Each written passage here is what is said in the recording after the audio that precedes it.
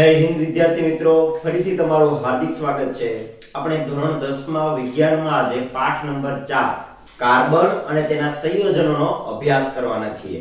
તો વિદ્યાર્થી મિત્રો, તમે તમારી આસપાસ જોવા મળતી તમામ પ્રકારની વસ્તુઓ જુઓ, બરાબર, અને એનું કલેક્શન કરો તો તમને ખ્યાલ આવશે કે મોટા ભાગની વસ્તુઓ કાર્બન આધારિત છે। કેવી રીતે ખબર પડે?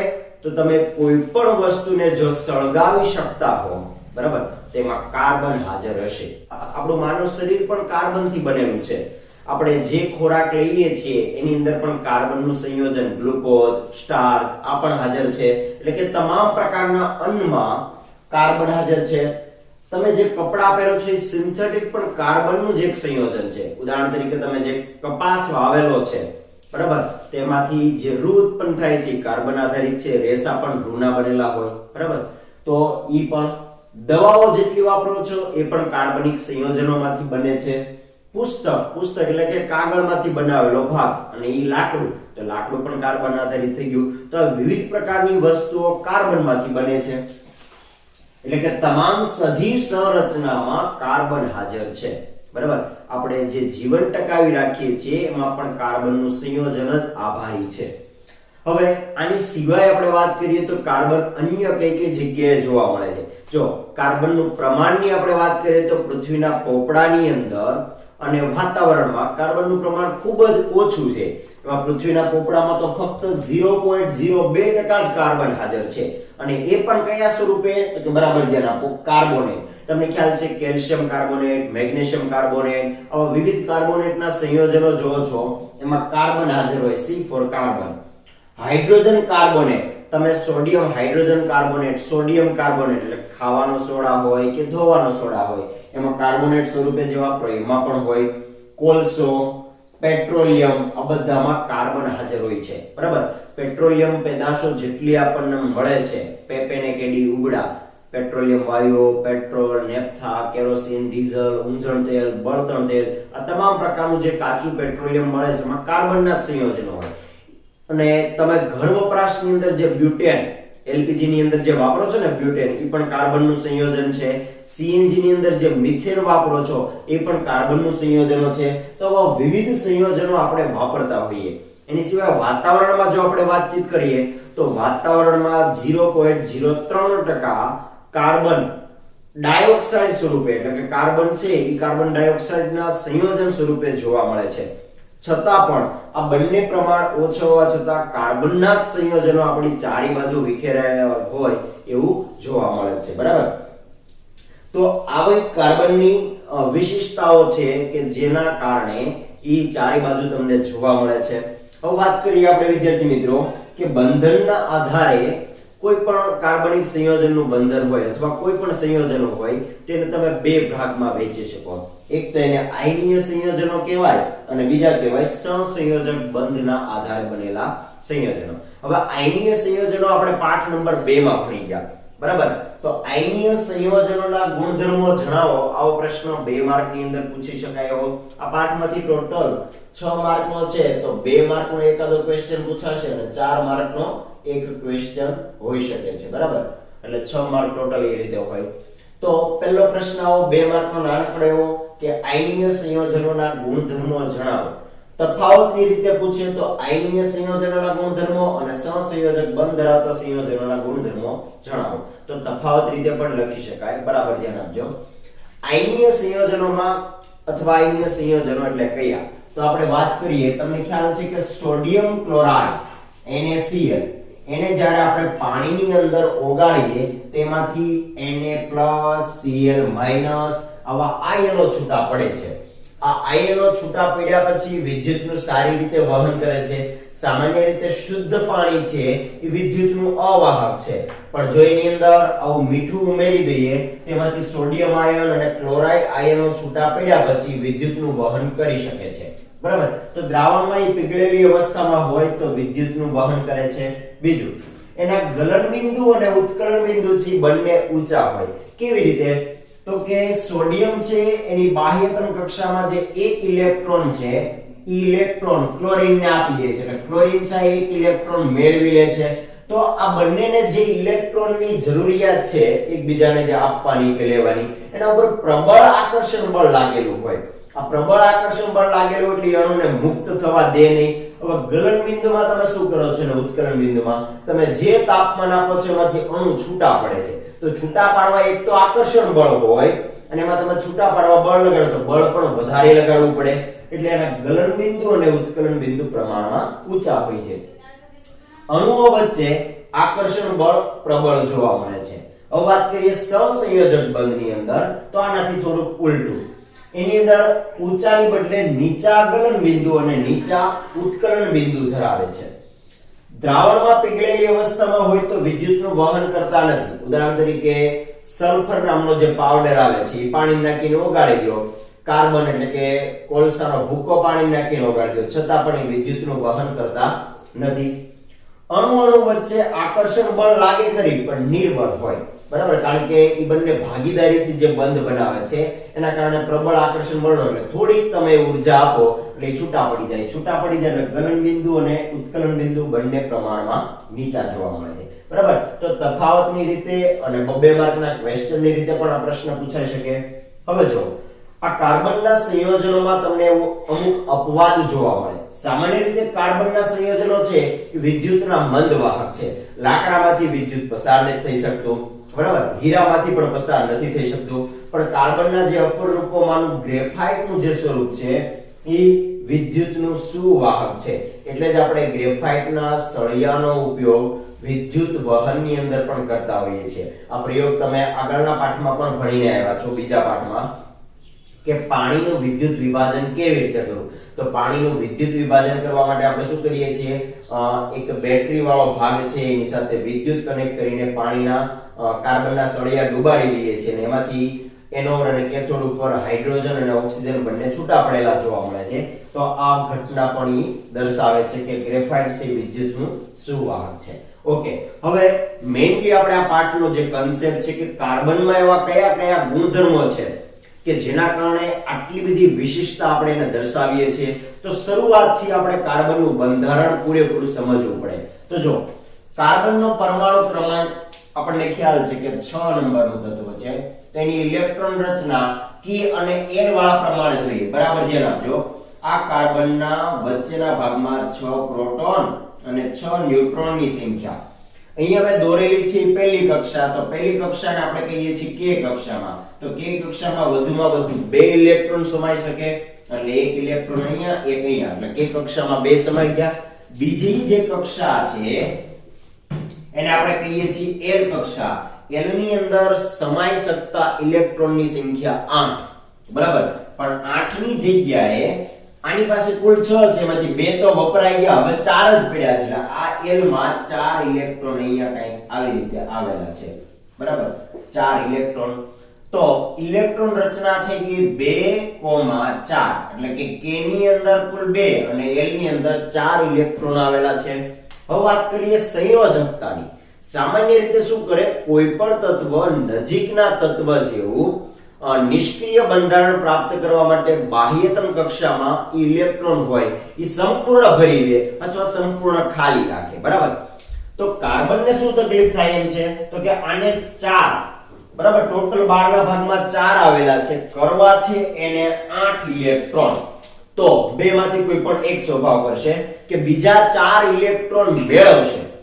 જો ઈ 4 ઇલેક્ટ્રોન મેળવે તો એનાયન સ્વભાવ ધરાવે, શું કહેવાય, એટલે કાર્બનની ઉપર -4 લખાય, બરાબર. હવે આમાં તકલીફ શું થાય, બરાબર, ધ્યાન આપજો.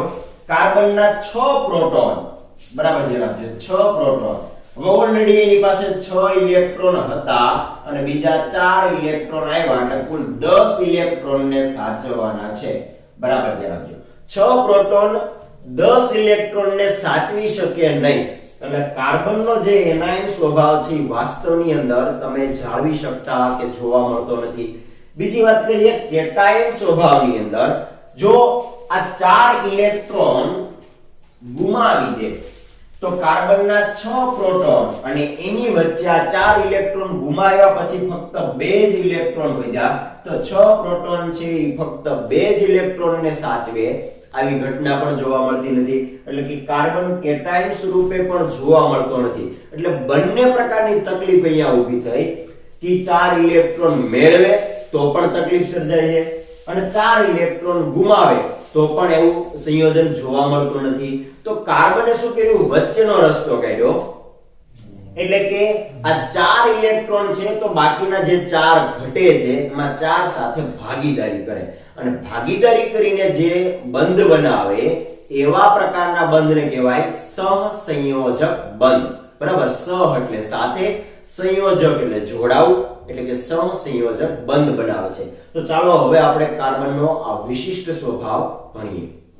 હવે જોઈએ વિદ્યાર્થી મિત્રો કે આ સહસંયોજક બંધ જોવા મળતા હોય, બરાબર, તો સામાન્ય રીતે આવો બંધ શા માટે બને છે? તો દરેક તત્વને પોતાના નજીકના નિષ્ક્રિય વાયુ જેવી રચના પ્રાપ્ત કરવી હોય, બરાબર, તો એના માટે થઈને જો કોઈને ઇલેક્ટ્રોન આપી શકતો ન હોય કે મેળવી શકાતો ન હોય તો બીજા સાથે ઇલેક્ટ્રોનની ભાગીદારી કરીએ તો જેના કારણે જે બંધ બને એને આપણે સહસંયોજક બંધ તરીકે ઓળખીએ છીએ. તો આવો એક પ્રશ્ન, હાઇડ્રોજન અણુમાં સહસંયોજક બંધ સમજાવો. તો દરેક પ્રકારમાં જો આવો પ્રશ્ન પૂછાય તો જવાબ તો હું એક પેટર્ન વાઇઝ લખતા શીખવાડું છું, બરાબર ધ્યાન રાખજો કે જેથી તમને સરળ પડે.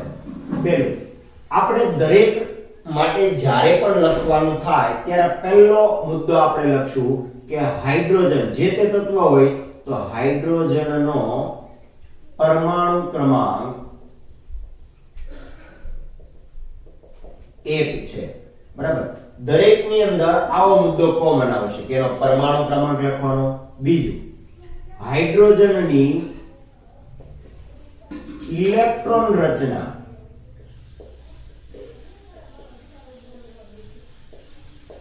કે કક્ષામાં 1 ઇલેક્ટ્રોન હોય એટલે k બરાબર 1 છે. ત્રીજો મુદ્દો, હાઇડ્રોજનની સંયોજકતા 1 છે. કેવી રીતે ખબર પડી? હવે બરાબર ધ્યાન આપજો. અહીંયા હું હાઇડ્રોજન પરમાણુ દર્શાવું તો આ હાઇડ્રોજન પરમાણુ, એની બાહ્યતમ કક્ષા દોરું તો આ બાહ્યતમ કક્ષા અને એની અંદર 1 ઇલેક્ટ્રોન છે તો હું આવી રીતે પોઈન્ટ વડે દર્શાવું. ઇલેક્ટ્રોનને દર્શાવવા માટે આવું ટપકું પણ કરી શકાય અને ચોકડી પણ કરી શકાય. હવે બરાબર ધ્યાન આપજો. આ હાઇડ્રોજન નો પરમાણુ ક્રમાંક 1, બરાબર, એટલે બહારના ભાગની અંદર 1 ઇલેક્ટ્રોન આવેલો છે. જો આને અષ્ટક રચના એટલે નજીકનો વાયુ કોણ? હિલિયમ. એટલે હિલિયમ છે એની બાહ્યતમ કક્ષામાં 2 ઇલેક્ટ્રોન છે તો આને 2 ઇલેક્ટ્રોન માટે એક તો ઓલરેડી છે તે 1 ઇલેક્ટ્રોનની જરૂરિયાત છે. તો શું કરશે? આવો 1 ઇલેક્ટ્રોન ગુમાવવો પણ અઘરો પડે અને મેળવવો પણ અઘરો પડે તો 1 ઇલેક્ટ્રોનની ભાગીદારી કરે. હવે આપણે સામાન્ય ધંધા પ્રમાણે તમને સમજાવું. ધારો કે મારી પાસે ટોટલ 2 લાખ રૂપિયા છે. મારી પાસે કુલ એક વ્યક્તિ આવ્યો અને એમ કે મારે તમારી સાથે ભાગીદારી કરવી છે અને એની પાસે ફક્ત 50,000 રૂપિયા હોય તો હું એના 50,000 મારા 2 લાખ રૂપિયા ઉમેરું કે મારા ફક્ત 50,000 ઉમેરું? કારણ કે જો એ 50,000 લઈને આવ્યો હોય તો હું પણ મારા 50,000 રૂપિયાની જ એની સાથે ભાગીદારી કરીશ, બાકીના 1.5 લાખ પડ્યા રહેવા દઈશ. બીજો કોઈ વ્યક્તિ આવે 1 લાખ રૂપિયા લઈને આવ્યો તો એની સાથે 1 લાખની ભાગીદારી કરીશ. તો ભાગીદારી હંમેશા કેટલાથી થાય? તો કે જેટલા ઇલેક્ટ્રોન પોતાની પાસે હોય એટલા જ ઇલેક્ટ્રોનથી ભાગીદારી કરી શકાય. તો આવો હાઇડ્રોજનનો એક પરમાણુ બીજા કોઈક હાઇડ્રોજનના એક પરમાણુ સાથે ભાગીદારી કરે, બરાબર, અને પછી આ બંને હાઇડ્રોજન ભાગીદારી કર્યા પછી, બરાબર, ભાગીદારી કરો એટલે ઇલેક્ટ્રોનને લખવા ક્યાં? તરત આવો પ્રશ્ન થાય. તો સામાન્ય રીતે ઇલેક્ટ્રોન ગમે ત્યાં લખી શકાય પણ ભાગીદારી થવાય તો બંનેની વચ્ચોવચ ઇલેક્ટ્રોન લખાય છે. હવે જોજો, આ બંને હાઇડ્રોજન ભાગીદારી થઈ ગયા પછી આ બંને ઇલેક્ટ્રોન ઉપર હક ધરાવતા હોય એટલે હાઇડ્રોજન એવું કહી શકે કે આ બંને ઇલેક્ટ્રોન મારા છે. એમ આ હાઇડ્રોજન પણ એવું કહી શકે કે બંને ઇલેક્ટ્રોન મારા છે. તો જો અહીંયા મેં બંને વચ્ચે ઇલેક્ટ્રોન જે દર્શાવ્યા આ ઇલેક્ટ્રોન બંને ડોટ સ્વરૂપે છે પણ જો એને ડોટ વાળા ભાગને ભેગો કરીને દોરી દો તો આવો એક બંધ બને. આવો જે બંધ બન્યો એને કહેવાય સહસંયોજક. એક જ બંધ બન્યો છે એટલે હું અહીંયા શબ્દ વાપરીશ એકલ બંધ, બરાબર. હવે તમારે અહીંયા લખવામાં શું કરવાનું છે? હાઇડ્રોજનનો પરમાણુ ક્રમાંક 1 છે, હાઇડ્રોજનની ઇલેક્ટ્રોન રચના k બરાબર 1 છે, હાઇડ્રોજનની સંયોજકતા 1 છે એટલે હવે આપણે જે મુદ્દો લખવાનો છે કે આમ હાઇડ્રોજનના એક પરમાણુ, જો હાઇડ્રોજન અહીંયા કેટલા લીધા, એક પરમાણુ લીધો, અહીંયા પણ એક લીધો એટલે એક પરમાણુ એક ઇલેક્ટ્રોનની ભાગીદારી કરીને સહસંયોજક એકલ બંધ બનાવે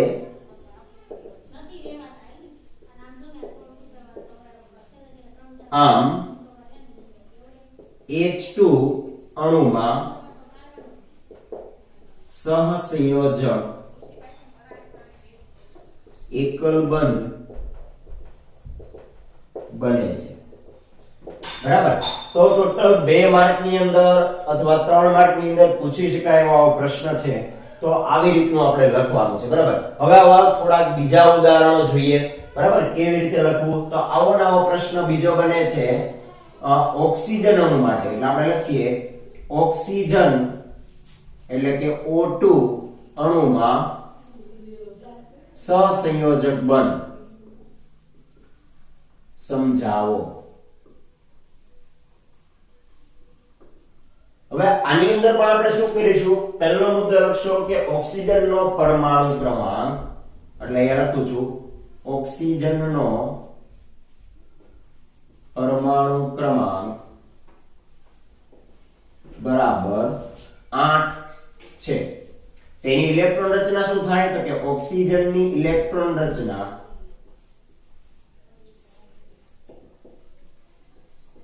K બરાબર 2 અને L બરાબર 6.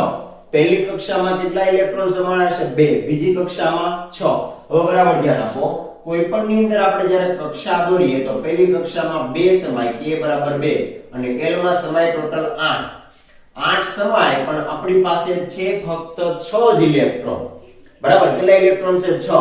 તો તમારે 2 જોતા હોય, વધારાના 8 પૂરા કરવા માટે કેટલાની જરૂર છે 2 ઇલેક્ટ્રોનની જરૂર છે. તો 2 ઇલેક્ટ્રોન જોતા હોય તો ભાગીદારી તમે સામેવાળા હારે કરો તો 2 ઇલેક્ટ્રોન ની કરો.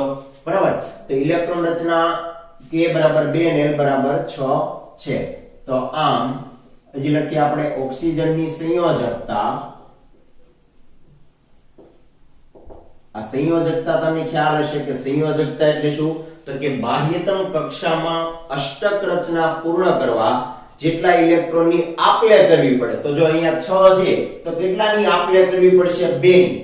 તો એની કહેવાય સંયોજકતા. ધારો કે અહીંયા 5 હોય 12 ની કક્ષામાં તો 8 પૂરા કરવા કેટલાની જરૂર પડે 3 ની. જો અહીંયા 12 ની કક્ષામાં 7 ઇલેક્ટ્રોન હોય તો 8 પૂરા કરવા 1 ની. તો અહીંયા તમે જો ઓક્સિજનની સંયોજકતા 6 આપેલા છે તો 8 પૂરા કરવા 2 ઇલેક્ટ્રોનની જરૂરિયાત છે. તો ઓક્સિજનની સંયોજકતા 2 છે. હવે શું કરશે, આમ ઓક્સિજનના એક પરમાણુ, હવે બરાબર ધ્યાન આપજો. હવે આપણે લખવાના છીએ ઓક્સિજનનો પરમાણુ. પહેલી કક્ષામાં 2 ઇલેક્ટ્રોન છે.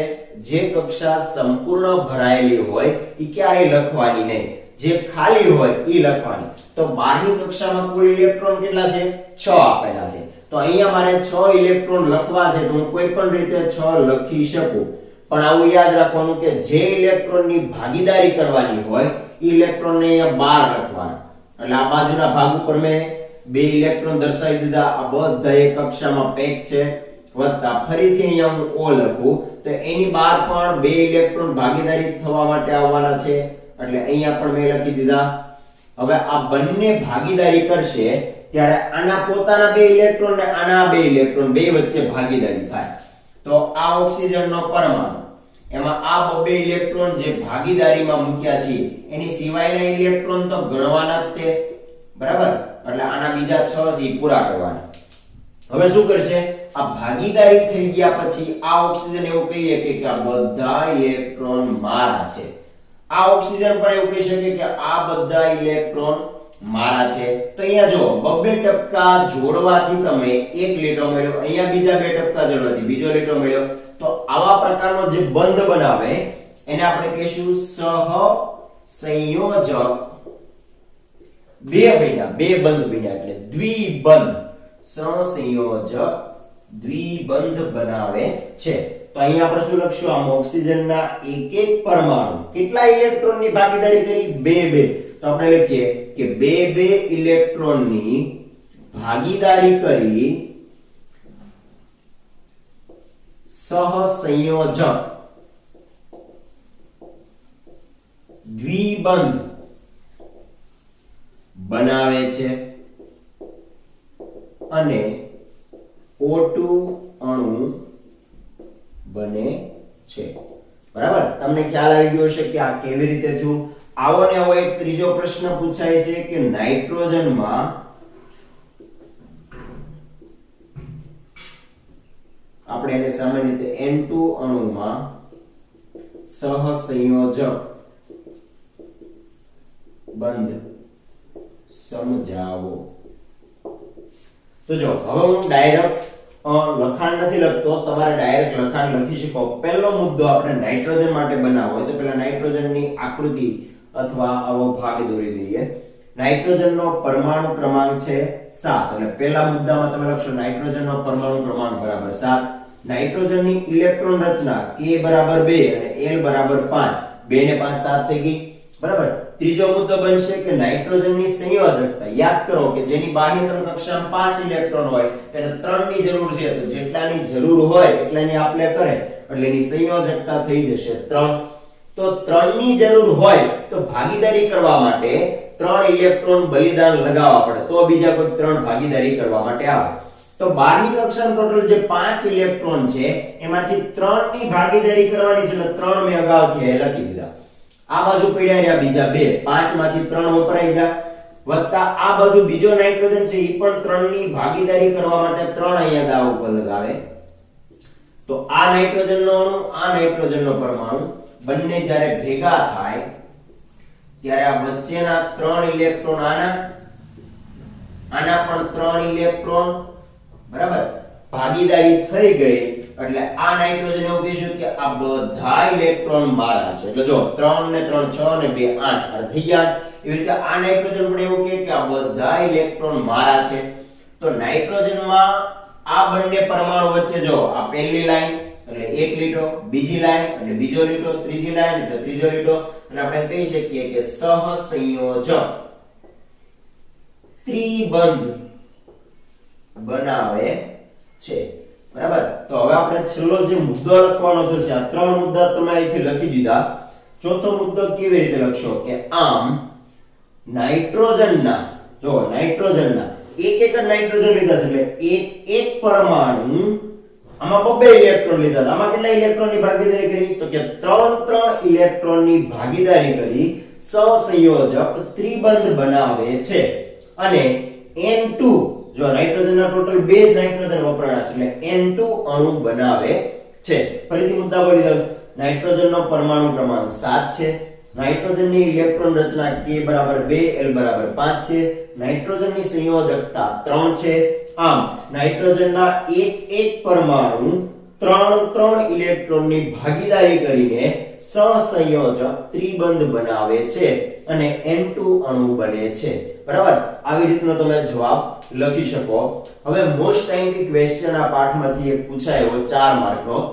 મિથેન અણુમાં સહસંયોજક એકલ બંધ સમજાવો બરાબર હવે મોસ્ટ ટાઈમથી ક્વેશ્ચન જે 4 માર્કમાં પૂછાવાની શક્યતા પણ છે આ પાઠમાંથી કે મિથેન અણુમાં સહસંયોજક બંધ સમજાવો બરાબર તો આપણે મિથેન અણુની રચના જો તેમાં એક કાર્બનનો એક પરમાણુ દેખાય છે અહીંયા નીચે એકડો લખેલો નથી પણ આપણને ખ્યાલ છે કે કાર્બન 1 હોય નીચે કાઈ ન લખ્યું હોય તો 1 ગણવાનું હાઇડ્રોજનની નીચે 4 લખેલું છે દર્શાવે છે કે હાઇડ્રોજન 4 વપરાણા બરાબર તો આવા પ્રશ્નના જવાબમાં તમે શું લખશો તો પહેલા તમને જે આપેલો છે એમાંથી મુદ્દો બનાવો કાર્બનનો પરમાણુ ક્રમાંક 6 છે કાર્બનની ઇલેક્ટ્રોન રચના હવે 6 હોય તો પેલી કક્ષામાં 2 સમાય બીજામાં 4 સમાય એટલે K બરાબર 2 અને L બરાબર 4 છે કાર્બનની સંયોજકતા હવે તમે જુઓ બાહ્યતમ કક્ષામાં 8 પૂરા કરવા હોય તો 4 છે, બીજા 4 ની જરૂરિયાત છે, તો બીજા 4 ની જરૂરિયાત હોય તો એની સંયોજકતા કેટલી થશે?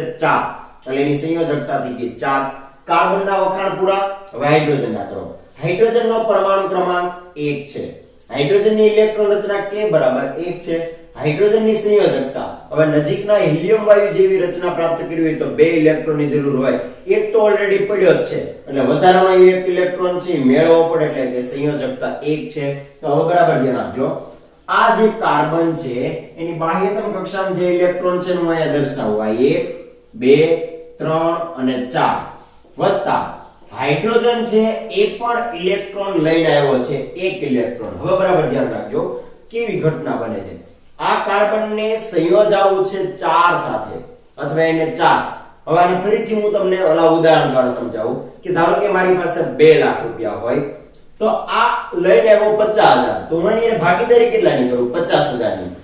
તો મારા બીજા 1.5 લાખ રૂપિયા એટલે કે બીજા 3 ઇલેક્ટ્રોન પડ્યા છે, તો હું શું કરીશ? બીજા હાઇડ્રોજનને કહીશ કે તું આવા બીજા 3 લેતો આવ્યો, એટલે ટોટલ 4 જણા જો 50,000 રૂપિયા લઈને આવે તો 2 લાખ પૂરા થઈ જાય, હું બધા સાથે ભાગીદારી કરી શકું. તો આવા કાર્બન છે ઈ આવા કેટલા હાઇડ્રોજન સાથે? તો કે 4 હાઇડ્રોજન સાથે ભાગીદારી કરે.